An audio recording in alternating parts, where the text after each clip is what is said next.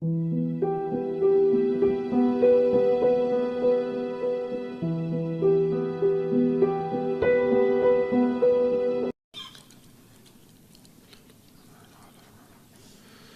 زمانہ کی سلامتی کے لیے ایک دفعہ صلوات بھیجتے ہیں۔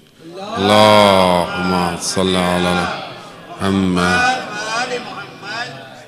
لا حول ولا قوة الا باللہ العلی العظیم۔ حسبنا اللہ ونعم الوکیل ونعم المولا ونعم النصیر۔ اعوذ باللہ من الشیطان الرجیم، بسم اللہ الرحمن الرحیم۔ الحمد للہ الذی یؤمن الخائفین وینجی الصالحین ویضع المستکبرین ویہلک ملوکا ویستخلف آخرین، والصلاة والسلام علی رسول ثقلین محبوب رب المشرقین والمغربین جد الحسن والحسین نبینا سیدنا بالقاسم محمد۔ اللہم صلی علی محمد وآلہ الطیبین الطاہرین المعصومین، لا سیما بقیت اللہ فی الارضین، روحی وارواحنا لتراب مقدم الفدا، ولعنۃ اللہ علی اعدائہم اجمعین۔ بسم اللہ الرحمن الرحیم۔ رب اشرح لی صدری ویسر لی امری واحلل عقدۃ من لسانی یفقہوا قولی، اما بعد فقد قال اللہ تعالی فی کتاب الحکیم والقرآن المجید، وما خلقت الجن والانس الا لیعبدون۔ صلوات بھیج محمد وآل محمد۔ اللہم صلی۔ عزیزان محترم، ماہ رمضان کا پہلا 10 دن تیزی سے گزرتے جا رہے ہیں، چند دن باقی ہیں۔ انشاءاللہ اس پہلے 10 دنوں کی جو رحمتیں ہیں وہ ہم سمیٹ لیں گے اور سمیٹ بھی رہے ہیں۔ گفتگو سیرہ اہل بیت علیہ السلام کی یہ جو چند منٹ ہمارے پاس ہوتے ہیں، اس میں آج ہم 7ویں امام موسیٰ کاظم علیہ السلام، اللہم صلی علی محمد، ان کی زندگی سے کچھ درس حاصل کریں، کیونکہ یہی مشعل راہ ہے اور یہی اہل بیت کی ولایت ہے کہ جس کی وجہ سے ہماری ساری عبادتیں قبول ہوتی ہیں۔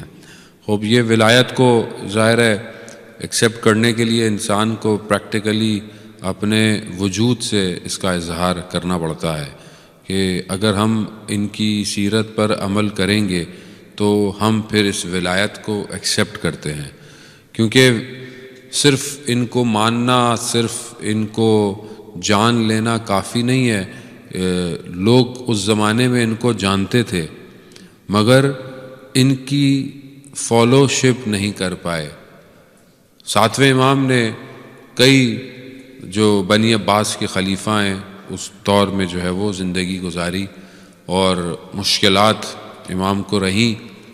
بالکل ایسے ہی ہے، خدا نخواستہ بعض اوقات میں اپنی گفتگو کروں گا، ایک خلیفہ نے امام کو بلایا اور علی بن ہارون رشید نے بلایا اور امام کو کہا کہ لوگوں کو ظاہر کیا کہ جس کا جو حق ہے میں دیتا ہوں۔ امام کو بلایا کہ اگر آپ کا کوئی حق ہے تو میں دیتا ہوں، تو امام نے کہا ہاں ہمارا حق فدق ہے، وہ دو۔ تو کہا کہ میں دیتا ہوں، آپ کا فدق کیا ہے؟ تو امام نے گنوانا شروع کیا حکومت کا، ایک کونے سے لے کے دوسرے کونے تک، اس نہر سے اس فرات تک، اس تک اس تک۔ تو وہ اچانک سے اس نے بولا یعنی پوری خلافت، پوری حکومت، تو اس کے چہرے کا رنگ اڑ گیا، غصے آ گیا۔ تو امام نے یہ کہا کہ تم ہمارا حق نہیں دے سکتے۔ یعنی امام اصل میں یہ بتانا چاہ رہے تھے کہ اصل حکومت کا حق اہل بیت کا ہے، اور اس کا اظہار اس کو بتانا چاہ رہے تھے۔ جہاں بھی ائمہ کو موقع ملا، ائمہ نے اس بات کا اظہار کیا ہے۔ یہی وجہ ہے کہ جب یہ امام جو ہے ایک دفعہ مدینہ میں تھے، تو یہ جب مدینہ آیا تو یہ رسول خدا کے روضے پر گیا، اور اس نے جا کر بڑا اپنی رشتہ داری دکھانے کے لیے رسول خدا کے مرکز مبارک کی طرف کہا، السلام علیکہ یا اماں، یعنی اے میرے یبن ام، یعنی میرے چچا زاد بھائی، میرے چچا زاد، یعنی اپنی فیملی کا ریلیشن۔ وہاں سے امام آئے، امام نے کہا السلام علیکہ یا رسول اللہ و آباہی، یعنی اے اللہ کے رسول میرا سلام ہو، اور اے میرے والد محترم آپ پر سلام ہو۔ اب اس کو اتنا غصہ اس کا آیا کہ اس کی سمجھ میں نہیں آیا، اور اس نے کئی جگہ امام کو یہ کہا کہ میں نے سنا ہے کہ لوگ آپ کے ہاتھ پہ آ کے بیعت کرتے ہیں۔ تو امام نے جواب میں کہا کہ میں قلبوں کا، دلوں کا امام ہوں، تم جسموں کے امام بنے پھرتے ہو۔ عزیزان محترم، اصل ولایت یہی ہے کہ انسان اپنے دل سے ایکسیپٹ کرے امام کو۔ امام کا دور بہت سخت دور ہے، آپ کے سامنے آپ نے سنا ہے ہوگا، سنتے بھی رہتے ہیں، امام کو کئی سال قید میں، زندان میں رکھا گیا۔ اس کی وجہ کیا تھی؟ اس کی وجہ یہی تھی کہ ان کو خطرہ تھا کہ یہ ایک شخص جو ہے یہ پوری حکومت کو تبدیل کر سکتا ہے۔ ہر دور میں آپ نے کبھی غور کیا، ہر دور کے امام کو سختی میں رکھا گیا، ہر دور کے امام کو زہر دیا گیا۔ کیوں دیا گیا؟ کیونکہ یہ جانتے تھے کہ یہ وہ شخص ہے جو پوری دنیا کنورٹ کر سکتا ہے۔ اسی لیے آج خدا نے اپنی آخری کو چھپا کے رکھا ہوا ہے، کیونکہ 11 کے ساتھ لوگوں نے کیا کیا؟ تو یہ نہیں چاہتا پروردگار کے 12ویں کے ساتھ بھی وہی، جب لوگ ریڈی ہوں گے، لوگ آمادہ ہو جائیں گے، تیار ہو جائیں گے، تو خدا اپنے آخری کو بھیج دے گا۔ اور یہی وجہ ہے کہ آج پوری دنیا جو ہے اس کا انتظار کر رہی ہے، کوئی دوست بن کے انتظار کر رہا ہے، کوئی دشمن بن کے انتظار، بہرحال لوگ انتظار کر رہے ہیں، مگر وہ ایک شخص ہے، صرف ایک شخص ہے جو پوری دنیا کو، کیونکہ یہ اللہ کے بھیجے ہوئے نمائندے ہیں، یہ اللہ کے بھیجے ہوئے نمائندے ہیں۔ جب امام زندان میں تھے تو 2 شخص بیان کرتے ہیں کہ ہم جا رہے، اور یہ جو ہے وہ ابو حنیفہ کے شاگرد تھے، تو یہ آپس میں باتیں کر رہے ہیں کہ یہ جو امام ہے، امام ہمارے جیسے ہی ہیں یا ہم ہماری شبیہ ہیں، کوئی اس میں امام سے کیا ہے؟ گئے تو یہ زندان میں گئے امام سے ملنے، تو جو زندان کا وہ تھا نگہبان، وہ آیا، اس نے کہا کہ میں جا رہا ہوں، اور دوسرا جب تک نہیں آئے گا تو اب بند ہے، تو اگر آپ کو کوئی کام ہے تو مجھے بتائیں۔ امام نے کہا مجھے کوئی کام نہیں ہے۔ جب وہ چلا گیا تو امام نے ان دونوں سے کہا کہ یہ کل واپس نہیں آئے گا، رات کو اس کا انتقال ہو جائے گا۔ اب یہ انہوں نے سنا تو بڑا عجیب سے ہوا کہ یہ اسرار اور غیب کی بات میں اٹھنے لگے، کہتے ہیں ہم تو حلال حرام پوچھنے آئے تھے، یہ تو ہمیں غیب کی خبر دے رہا ہے۔ تو انہوں نے ایک شخص کو پیچھے لگایا کہ دیکھو یہ کہاں جاتا ہے، کیا ہوتا ہے۔ تو شخص اس کے گھر کے قریب جا کر رات گزاری مسجد میں، صبح دیکھا کہ اس کے گھر سے رونے چیخنے کی آوازیں بلند ہو گئی۔ تو کیا دیکھا کہ وہ شخص جو ہے وہ انتقال کر گیا۔ تو جب ان کو خبر ہوئی دونوں کو، تو یہ آئے، کہا کہ یہ تو غیب الہی ہے، یہ آپ کو کیسے پتہ چلا؟ کہا کہ یہ علم ہمیں رسول خدا نے مولا کائنات کو دیا، اور اس سے ہمارے سینوں تک یہ علم پہنچا ہے۔ یا علی علی، اور آپ نعروں میں مقابلہ کر لیں، ایک اور نعرہ لگا دیں، کوئی مسئلہ نہیں ہے۔ اللہ اکبر، یا رسول اللہ،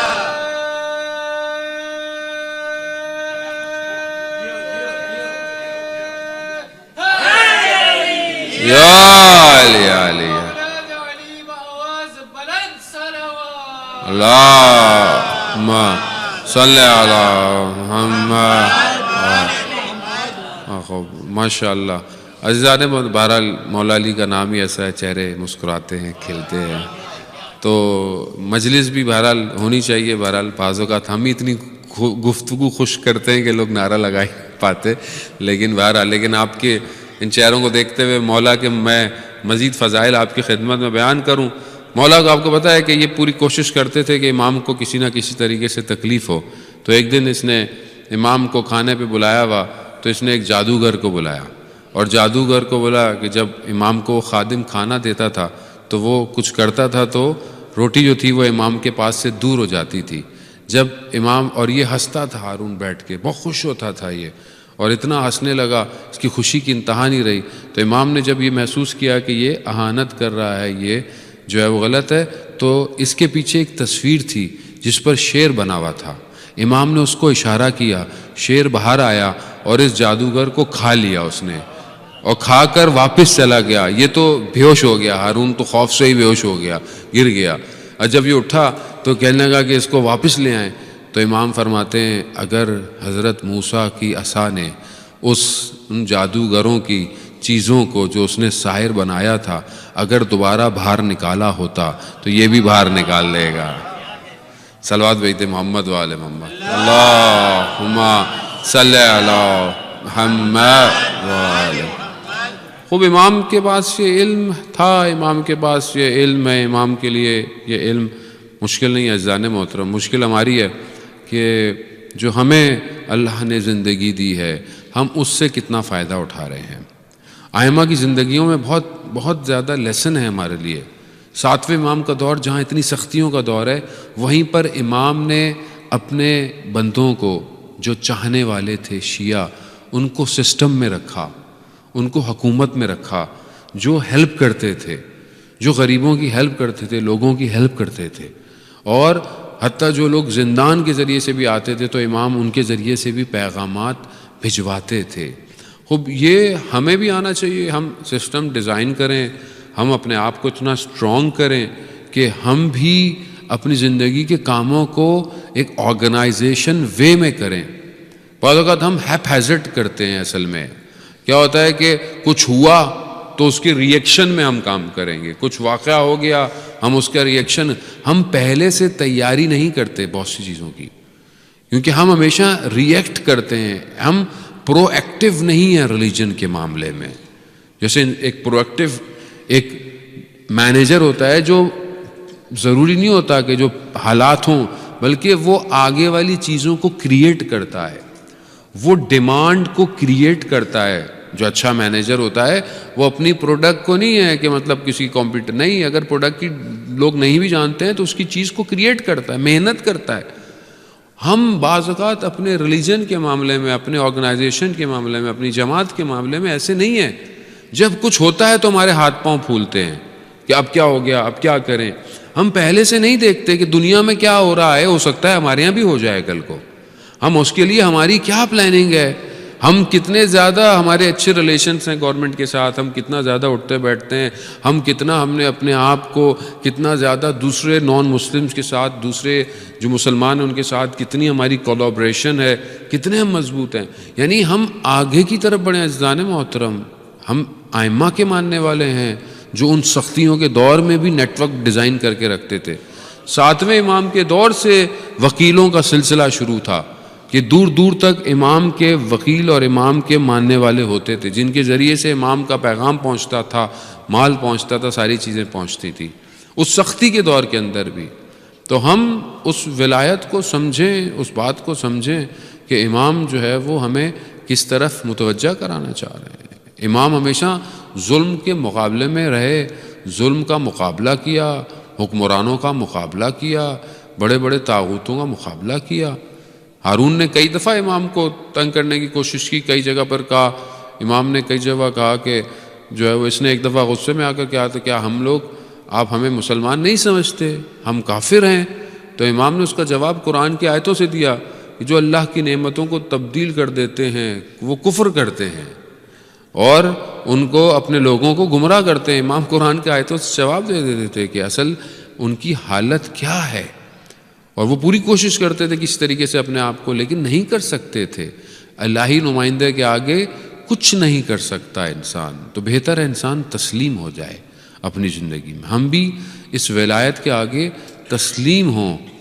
امام نے صفان سے کہا، صفان کے جس کے پاس بہت زیادہ اونٹ تھے اور اس نے ہارون اور اس کے لوگوں کو حج اور عمرے کے لیے کرائے پہ دیے ہوئے تھے، تو امام نے اس سے پوچھا کہ تمہیں کرایہ مل گیا؟ کہا نہیں ملا۔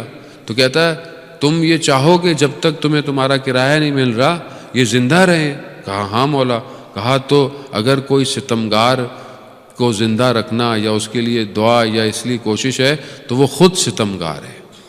یعنی تم یہ امید رکھتے ہو کہ تم اپنے کاموں کو، لیکن یہ کہ تم خدا کی بارگاہ میں استغفار کرو، توبہ کرو۔ تو عزیزان محترم ہم یہ دیکھیں کہ کیا ہم اپنی زندگی میں حق کے لیے زندہ ہیں یا خدا نخواستہ ظلم کے لیے زندہ ہیں؟ اگر کوئی چیز غلط ہم دیکھتے ہیں، چاہے وہ کمیونٹی میں کیوں نہ ہو، چاہے وہ سوسائٹی میں کیوں نہ ہو، ہم اس کے آگے کتنے خاموش ہیں اور کتنا ہم اس کے لیے کوئی اقدام کرتے ہیں۔ دیکھیں برائی اگر کوئی شخص انجام دے تو وہ شخص برا نہیں ہے، اصل میں برائی اس کے اوپر آ گئی ہے. اصل ہمارا ہدف وہ شخص نہیں ہونا چاہیے، اصل وہ برائی ہونی چاہیے. ہمیں اس برائی کو کمیونٹی سے دور کرنا چاہیے، نہ اس شخص کو باہر کر دیں کمیونٹی سے. یہ بہت ضروری ہے کہ جب ہم دیکھیں، کیونکہ عزیزان محترم انسان اچھا برا اپنے عمل کی وجہ سے بنتا ہے. اگر آج ہم کسی برائی کو دور کر دیں گے تو وہ شخص اچھا ہو سکتا ہے، کمیونٹی اچھی ہو سکتی ہے. لیکن اگر ہم سب چپ رہیں بہت ساری چیزوں پہ، تو آج اگر کوئی برائی پہ ہم غلط چیز پہ چپ رہیں گے تو کل ہمارے گھر میں بھی یہ بات ہو سکتی ہے، کسی اور کے گھر میں بھی ہو سکتی ہے. تو ہمیں سمجھنا چاہیے اور ہمیں اس کے لیے عقلی طور پر آگے بڑھنا چاہیے. کیونکہ دیکھیں کل کو ہم خدا کی بارگاہ میں جواب دہ ہیں. خدا نے کئی امتوں پر عذاب نازل کیا، فرشتوں نے کہا پروردگار یہاں پہ اچھے لوگ بھی تھے، کہا ان اچھوں کا کوئی فائدہ نہیں ہے. کیوں؟ کیونکہ یہ برے لوگوں کو برائیوں سے روکتے ہی نہیں ہیں. اب یہ بہت ضروری ہے کہ ہم اپنا کردار ایک سسٹمیٹک وے سے، اس طریقوں سے، چیزوں سے ادا کریں، تبھی تو ہم امام کے ماننے والے ہوں گے. عزیزان محترم امام کون ہے؟ امام وہ ہیں کہ جہاں پر امام کو مختلف زندانوں میں رکھا گیا. ایک دفعہ ایک امام کو ایک شہر کی جگہ پر، جہاں پہ جگہ بہتر تھی، کیونکہ امام جہاں جاتے تھے جو بھی زندان کے جو نگہبان تھے، وہ جو خود شخص ہوتے تھے، وہ امام کی پرسنالٹی سے اتنے امپریس ہوتے تھے کہ وہ خود اچھے ہو جاتے تھے. تو وہ کوشش کرتے تھے کہ امام کو ہم اچھی جگہ دیں. امام کو ایک جگہ گئے بغداد کے اندر رکھا، لیکن برابر سے ناچنے گانے کی آوازیں آتی تھی. تو امام سے اس نے پوچھا مولا جگہ بہتر ہے؟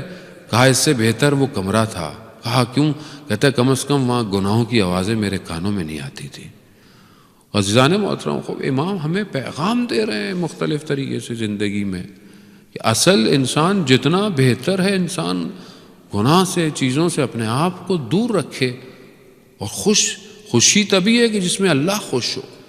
پھر امام کو اتنا زندان میں ڈالا گیا، امام کے اوپر کتنا ظلم اور ستم ہوا. حتیٰ وہ خاتون کا واقعہ کہ امام کے پیچھے ایک عورت کو بھیجا کہ جاؤ امام کے ساتھ امام کو ورگلائے، اور دوسرے دن یہ سب پہنچے تو دیکھا وہ خود عبادت کر رہی ہے. تو اس سے پوچھا کہ کیا کیا؟ کہا میں نے اس سے عابد اور زاہد شخص نہیں پایا اپنی زندگی کے اندر. خب امام یہی ہے، جتنے لوگ امام سے. خب ہمیں بھی عزیزان محترم بہرحال ہم خطا کار ہیں، میں اپنی بات کروں گا، گناہ گار ہیں. ہم اپنے وقت کے امام کو دیکھ نہیں پاتے.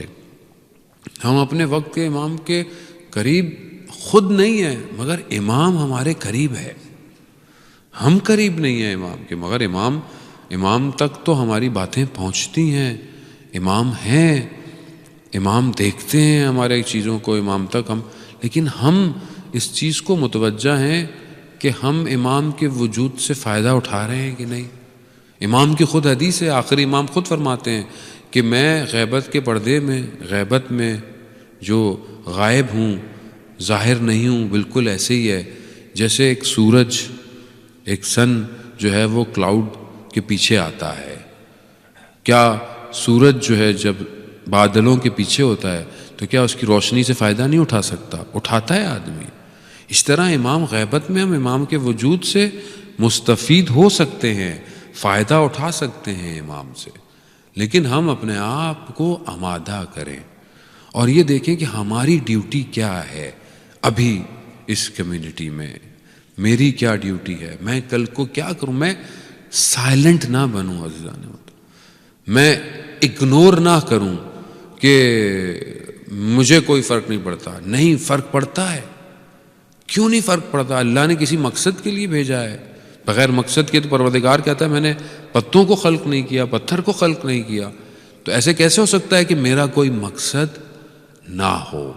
تو ہمیں اس مقصد کو تلاش کرنا ہے عزیزان محترم. بہرحال میں اس سے زیادہ آپ کو زحمت نہیں دوں گا.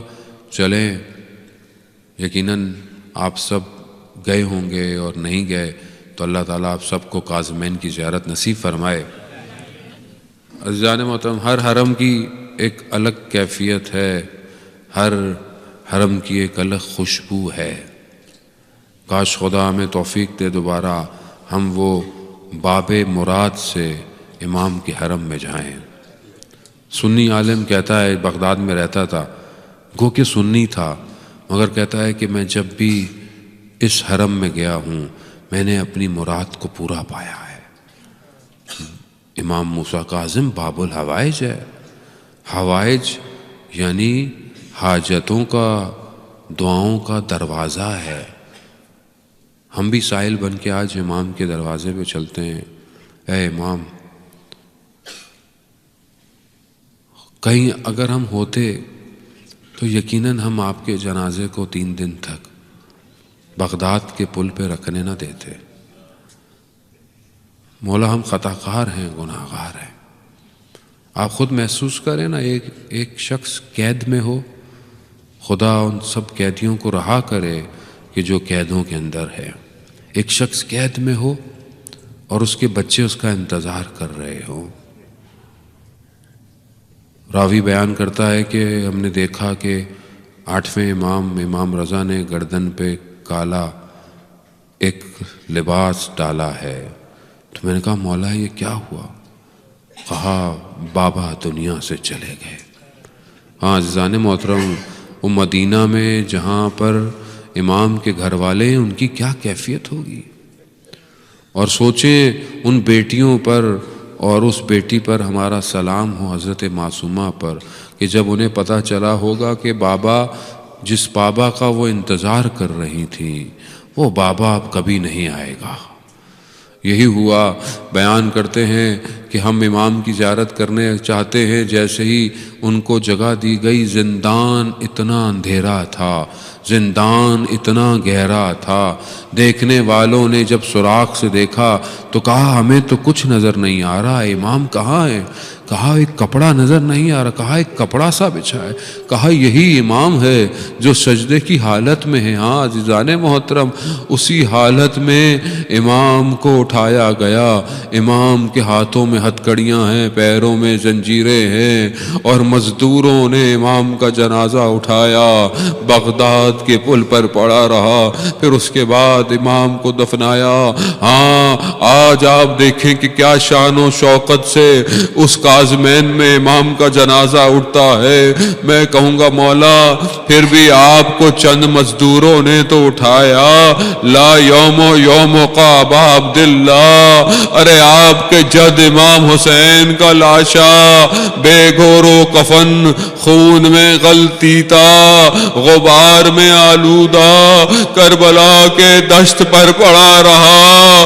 ارے ہوائیں چلتی رہی اس بدن سے جس پر رسول بوسا دیتے تھے. الا لعنت اللہ علی القوم الظالمین وسیعلم الذین ظلموا ای منقلب ینقلبون. پروردگار امام زمانہ کے ظہور میں تعجیل عطا فرما، ہمیں ان کے ناصرون کے مددگاروں میں شمار فرما. پروردگار ہمیں کوئی غم نہ دے سوائے غم حسین. یہ بہت سارے لوگ مریض ہیں، مجھے دعا کے لیے کہا گیا ہے. مریض کے ایک خاتون بھی ہیں، لندن میں ان کی سرجری ابھی ہو رہی ہے. پروردگار جتنے بھی مریض ہیں، حاضرین مجلس کے، رشتہ دار، دوست، احباب، سننے والوں کے، پروردگار ان سب کو باب الحوائج امام موسیٰ کاظم کے صدقے میں جلد سے جلد شفائے کاملہ اور عاجلہ عطا فرما. پروردگار ہم سب کو حج، عمرہ اور زیارات کی توفیق عطا فرما. جہاں بھی مسلمان پریشان حال ہیں، مجلس عزاداری کر رہے ہیں، جہاں مشکلات ہیں کومروں میں، جہاں ہمارے مومنین کو مشکلات ہیں، پروردگار ان کے لیے آسانیاں عطا فرما. ہر کسی کو جہاں پہ بھی ہے ان کی جان، مال، عزت، آبرو کی حفاظت فرما. دشمنان اسلام، دشمنان شیعان حیدر قرار اگر ہدایت کے قابل ہیں تو انہیں ہدایت عطا فرما، اور اگر ہدایت کے قابل نہیں تو انہیں کیفر کردار تک پہنچا. پروردگار اس مجلس محفل میں، اس جگہ پر جماعت، آرگنائزیشن، انڈیویجول، ہر شخص جو اپنی ڈیوٹی دے رہا ہے، جس طریقے سے بھی اپنا کام ادا کر رہا ہے، پروردگار اس کو امام موسیٰ کاظم علیہ السلام کے صدقے میں اجر کثیر عطا فرما. پروردگار ہمیں کوئی غم نہ دے سوائے غم حسین کے. اللہم ارزقنا زیارت الحسین فی الدنیا و شفاعتہ فی الآخرہ. صلوات پر محمد و آل محمد.